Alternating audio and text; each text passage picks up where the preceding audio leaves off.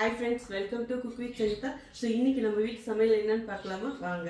So இன்னைக்கு நம்ம மசாலா வச்சு தான் எல்லாம் செஞ்சுருக்கேன். வேறு லெவல் டேஸ்ட்டு. இது என்னன்னு பார்த்தீங்கன்னா சால்னா.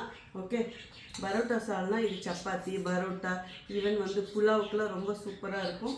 அடுத்தது முட்டைக்கறி, பொடி மாஸ் முட்டைக்கறி. பக்கிட்ட காட்டுக்கோம்பா. இங்கே பாருங்க, இது வந்து பொடி மாஸ் முட்டைக்கறி. ஸோ வந்து இந்த முட்டை எல்லா இடத்துலையும் நல்லா நமக்கு ஒவ்வொரு வாய்க்கும் கிடைக்கிற மாதிரி இருக்கும். சூப்பராக இருக்கும். பட்டாணியில் போட்டு வச்சேன்.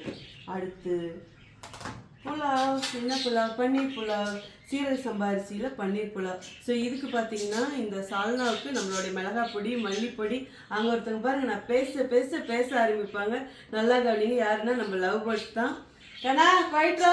ஸோ அதுக்கப்புறம் வந்து இதில் சால்னாவில் என்ன பண்ணுன்னு பார்த்தீங்கன்னா நம்மளுடைய மிளகா பொடி. கண்ணா அங்கே போடா, அதை கொஞ்சம் சும்மா அவங்கள கொண்டா பேசுறதுக்கு சொல்லு. ஸோ மிளகா பொடி, கரம் மசாலா, கொஞ்சமாக கரம் மசாலா, அப்புறம் மல்லிப்பொடி, இதெல்லாம் போட்டோம். சூப்பராக இருக்குது, வேறு லெவல் டேஸ்ட்டு. இதுக்கு வெங்காயம் தக்காளிலாம் அரைச்சி ஊற்றி மசாலா போட்டு இது பாருங்க இப்படி வச்சேன். அப்படி சூப்பராக இருக்கும். பரோட்டாவில் தொட்டு சாப்பிட்டா சொர்க்கமே தெரியும். அதுக்கப்புறம் வந்து முட்டைக்கறி வந்து உடச்சி ஊற்றி பட்டாணிலாம் போட்டு வச்சேன். அதுக்கும் கொஞ்சம் மசாலா அரைச்சி ஊற்றி.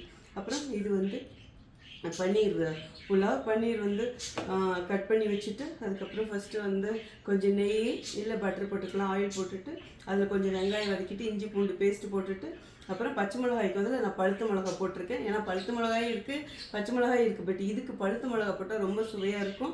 அதுக்கப்புறம் கொஞ்சம் கரம் மசாலா, அப்புறம் கொஞ்சம் மல்லிப்பொடி, அவ்வளோதான் போட்டு எல்லாம் வதக்கிட்டு சிக்கன் ஸ்டாக் போட்டேன். அப்புறம் பன்னீர் போட்டு நல்லா வதக்கிட்டு தண்ணி ஊற்றி ரைஸ் போட்டு கொஞ்சம் லைம் ஜூஸ் புழிஞ்சு வச்சுட்டேன். புலாவ் ரெடி, அவ்வளோதான். ஸோ அப்புறம் இது வந்து மோர்.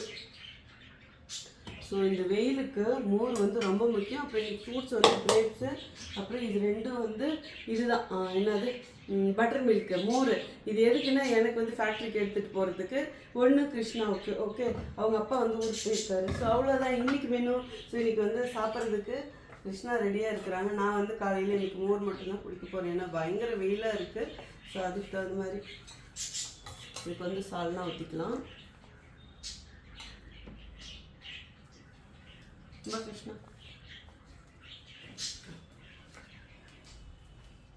கிருஷ்ணா தான் இன்னைக்கு கண்ணாந்த பன்னீர் எப்படி இருக்குன்னு டேஸ்ட் சொல்ல போகிறாங்க. ஸோ உங்களுக்கும் நம்ம மசாலா வேணும்னா வெப்சைட்லேயே ஆர்டர் பண்ணலாம், வாட்ஸ்அப்லேயே ஆர்டர் பண்ணலாங்க. சும்மா ஏதோ உங்களுக்கு இதை காமிச்சு உங்களை டெம்ப் பண்ணி நீங்கள் மசாலா வாங்க வைக்கணும்னு கிடையாது.